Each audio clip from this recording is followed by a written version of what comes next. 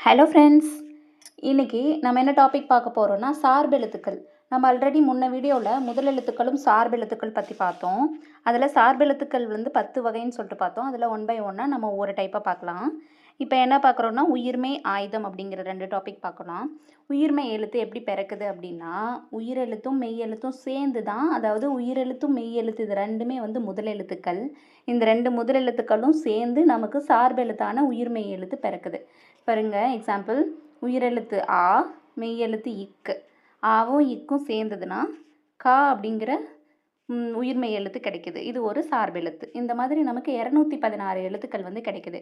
மொத்தம் நமக்கு தமிழ் எழுத்துக்கள் மொத்தம் 247 எழுத்து. இதில் 216 உயிர்மெய் எழுத்து, 30 முதலெழுத்துக்கள், அதாவது உயிரெழுத்தும் மெய் எழுத்தும் சேர்ந்து, 1 ஆயுத எழுத்து. மொத்தம் நமக்கு டோட்டலாக 247 எழுத்துக்கள் வந்துருச்சுங்களா.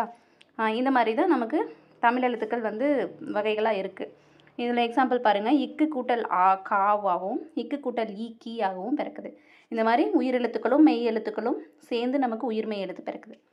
அடுத்தது ஆயுதம்.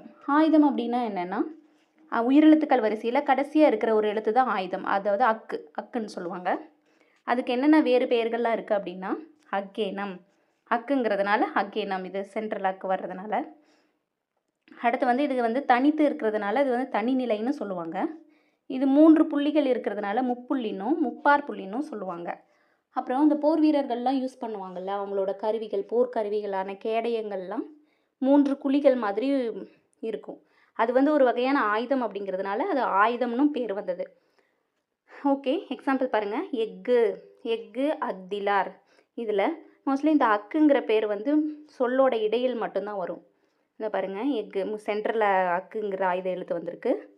முன்னாடி குறிலும் பின்னாடி வல்லின உயிர்மெய் குறிலும் வரும். ஓகே, இன்றைக்கி டாபிக் முடிஞ்சுது. நெக்ஸ்ட் அடுத்த டைப்ஸ்லாம் பார்க்கலாம். தேங்க்யூ.